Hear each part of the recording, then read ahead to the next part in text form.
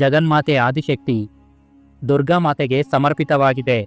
ಈ 9 ದಿನಗಳಲ್ಲಿ ದುರ್ಗಾಮಾತೆಯ 9 ರೂಪಗಳನ್ನು ಭಕ್ತಿಯಿಂದ ಪೂಜಿಸಿ ಆಕೆಯ ಆಶೀರ್ವಾದವನ್ನು ಪಡೆಯಲು ಈ ವ್ರತವನ್ನು ಆಚರಿಸಲಾಗುತ್ತದೆ. ಪಾಪ ಮಾಡಿದ ಮಹಾಪಾಪಿ ಕೂಡ ಈ ನವರಾತ್ರಿ ವ್ರತವನ್ನು ಶ್ರದ್ಧೆಯಿಂದ ಆಚರಿಸಿದರೆ ಅವನ ಎಲ್ಲ ಪಾಪಗಳು ದೂರವಾಗುತ್ತವೆ ಎಂಬುದರಲ್ಲಿ ಸ್ವಲ್ಪವೂ ಸಂದೇಹವಿಲ್ಲ.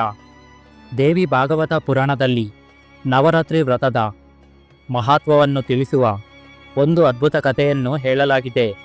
ಈ ಕಥೆಯನ್ನು ಮನಪೂರ್ವಕವಾಗಿ ಕೇಳುವವರಿಗೆ ಕೋಟ್ಯಾಂತರ ಪಾಪಗಳು ನಾಶವಾಗುತ್ತವೆ. ದೇವಿಯ ಆಶೀರ್ವಾದದಿಂದ ಸಂಪತ್ತು, ಸಮೃದ್ಧಿ, ಮಕ್ಕಳು, ಮೊಮ್ಮಕ್ಕಳು ಮತ್ತು ಎಲ್ಲ ರೀತಿಯ ಸುಖ ಸಮೃದ್ಧಿಗಳು ಸಿಗುತ್ತವೆ.